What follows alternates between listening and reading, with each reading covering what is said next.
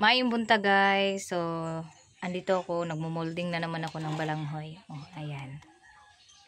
Oh. May gusto lang po ako linawin ha. Hindi po ako naghahanap ng gulo, ayaw ko po ng gulo sa pamilya ko. Kaya sana po kayong mga nanonood, alamin niyo muna bago kayo mag-comment. Oh. Kasi medyo na ano ako. May nag-comment dito na sana pinaalam ko daw kay Manong yung pagpa-check up ko kay Uli. In the first place guys, nung bago pa dumating si Uli, alam na nila na gusto kong ipa-check up si Uli. Sinabihan ko rin si Manong na dapat ipa-check up si Uli dahil nag-uubo, hinihingal. Busy kasi din si Manong sa trabaho kaya siguro hindi pa niya napa-check up. So ngayon, ginagawa ko tong video na to para malinawan kayo na mga subscribers namin, supporters namin, bago kayo mag-comment. Ganito po yung nangyari. Nung umuwi si Uli, ganyan na talaga si Uli. Hikain, hinihingal. Oh. Sinabihan ko, pinlanuhan ko na ipa-check up si Uli. Sinabi ko din kay Manong na ipa-check up si Uli para malaman kung ano yung dahilan ng mga paninikip ng dibdib niya, paghingal niya. Pero dahil sa busy yung Manong ko, siya yung naghahanap buhay.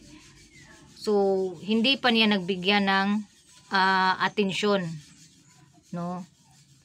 Kaya nung bumalik si Ate Uli dito, wala akong plano na ipa-check up. Hindi ko pinagplanuhan na. Wala akong pinlano na ipa-check up si Uli ng time na yun. Dahil wala po ako mga maninay. Wala po akong pera. So ngayon, umaga, nagising na lang ako, mga alas 6 pa, nagising na lang ako, nakarinig ako ng boses ni Uli. Maya lang, nawala na. Kaya bumangon na ako. Nung nakita ko si Mama, tinanong ko anong binili ni Uli, ba't ang aga? Sabi ni Mama, magpasama daw sa akin si Uli, magpa-check up kasi hinihingal po siya. Hindi siya makatulog ng gabi. Hindi siya makatulog ng maayos. Kaya pumunta siya ng maaga para magpasama sa akin, magpa-check up dahil nahihiya po siyang sabihin doon ni Papa niya at kay Lilin. So nang umuwi si Uli, akala ko magbihis na. Nakatulog pala siya kaya hindi nakabalik. Nakatulog siya dahil sa siguro puyat siya, wala siyang maayos na tulog ng gabi, nakatulog siya. May inutusan ako na papuntahan si Uli kung magpa-check up ba. Pinuntahan, maya-maya nakabalik na si Uli, mga 8 na yun. So nagbihis na rin ako. 800 pesos. So instead na sa center ko siya idala, hindi ko na siya mapa-sputum. Dahil ang alam ko sa sputum is maaga dapat nakakuha na ng laway. So dahil alas 8 na, diretso kami sa hospital. Pero bago pa man yan kami nakaalis, sabi ni Uli, alam ni Lilin. Binigyan nga siya ng 200. Si Lilin, meron din kasing bata na binabantayan, apo. Hindi ko na inaano yun. Dahil alam ko na may ano din si Lilin, may apo din siya na inaalagaan. Kaya sinamahan ko si Uli. Kasi nag-ano yung bata sa akin, naghingi ng tulong sa akin yung bata dahil nahihirapan siya maghinga eh. So nung nasa hospital na kami, kaya guys, yung mga nag-comment, lalo na kay Mama Bravo, hindi naman ako sa galit, pero sa salita na binitiwan mo dito sa comment ko, parang nakakaano ba, na pag pinagmukhang tanga ko si Manong. Wala kang alam, madam. Kaya wag naman sana ganun na mag-ano kayo, 'di ba? Kasi alam nila yan eh. Aware na yan sila na ipa-check up si Uli. Aware na yan, aware na. Kaya wag niyong gawing malaking issue po yung pagpa-check up ko kay Uli. Kasi sinamahan ko yung bata dahil humingi ng tulong sa akin.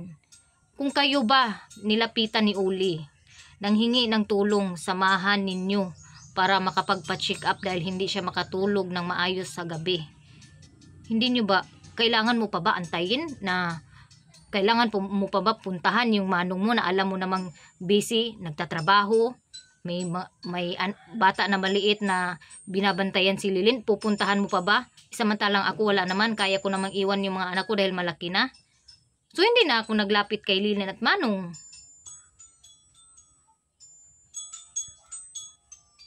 Kung kayo ba may naghingi ng tulong sa inyo, hinihingal na, mamamatay na, antayin nyo pa ba na hanapin yung ama, yung mama bago nyo dalhin sa ospital? O di ba hindi? Kung may malasakit kayo. Ganon yung ginawa ko mga maninay. Hindi ako galit. Inano ko lang to, ginawa ko lang tong video na to para himasmasan at may alam kayo na ganun po yung nangyari. No?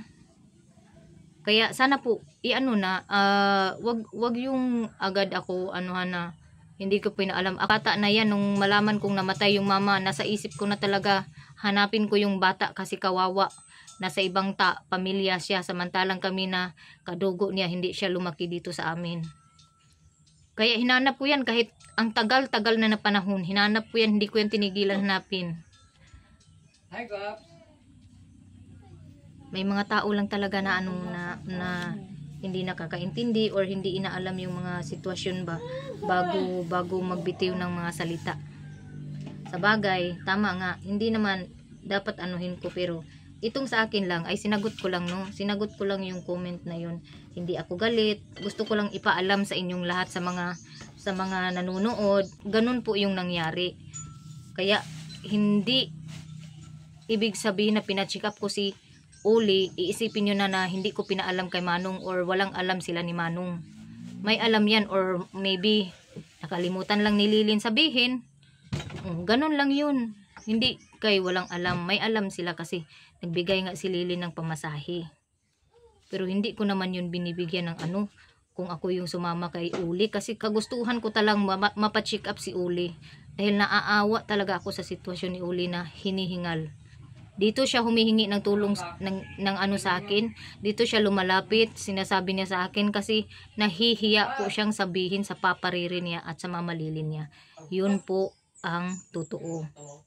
Hindi ko kagustuhan, hindi ko pinagplanuhan dahil wala pa akong pera sa time na yun. Pero pasalamat ako dahil merong nag-ano din sa akin na mabayaran ko yung gamot ni Oli. So, yun lang po. Kaya sana po ay wag na kayo mag-isip ng kung ano-ano. No? Ganun na lang sana, no? Bakit, Inday, hindi mo ba pinaalam sa papa mo? Question ba? Dapat tanong lang. Wag yung para hindi naman nagmukhang tanga. Paano magmukhang tanga? Paano magmukhang tanga yung kapatid ko? Na alam naman ni Lilin po yung sitwasyon. Kasi nagbigay nga ng 200 na pamasahe.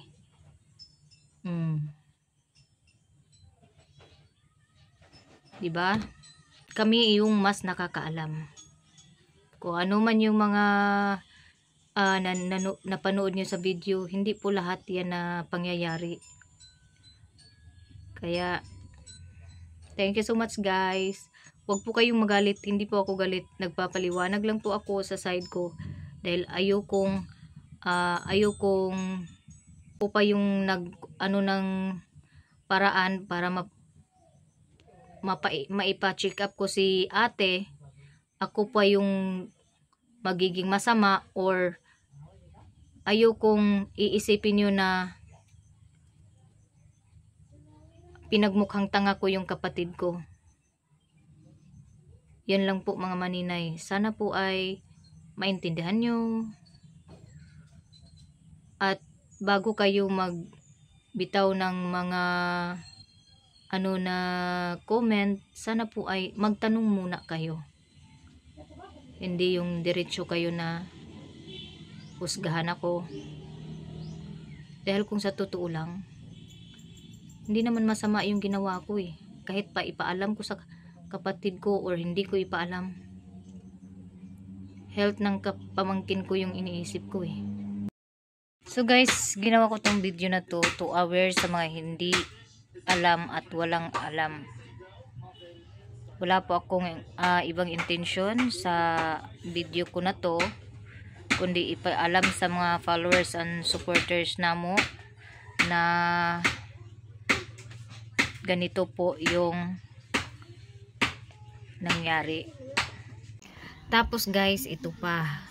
Kasi may nag-comment doon na kailangan ko pa daw magbenta ng kasaba chips para may pambili ng gamot ni Uli. Tama ba yun if I'm not wrong? Ang nangyari nito is may nag-order sa akin ng pinyato after nung magpa-check up kami ni Uli. So pagkabukas may nag-order, so gabi ng kinabukasan nagluto ako ng pinyato. So morning ng pagka other day i-deliver ko na yung pinyato ko. Pero bago pa ako nakapag-deliver, pumunta si Uli dito ng maaga, hinihingal, hirap maghinga, naninikip ang dibdib, masakit ang dibdib.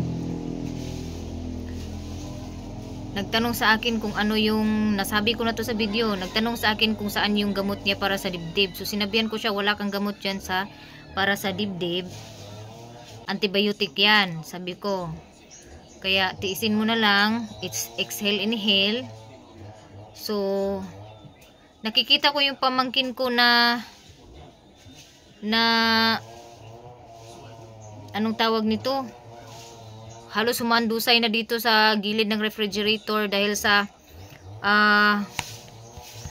hindi na siya halos makahinga. Din po ang nagsabi na meron daw sa center nebulizer. Hindi ko naman kasi alam yun kasi hindi naman ako hikain. So sabi ko sa kanya, sige samahan kita doon. Umuwi si Uli, nagbihis, sabi niya, kuyugan ba daw ko nimo? Samahan mo ba daw ako? Nagtanong daw si Lilin. Sabi ko, oo, bakit? Kasi mamalilin daw yung magsama. Sabi ko, samahan kita. Sabi kong ganun. Kaya hindi sumama si Lilin nung time na magpa-nebulizer kami. Kasi magde-deliver din naman ako ng pinyato. So ako na lang yung samahan si Uli. Ako na lang po yung sumama kay Uli.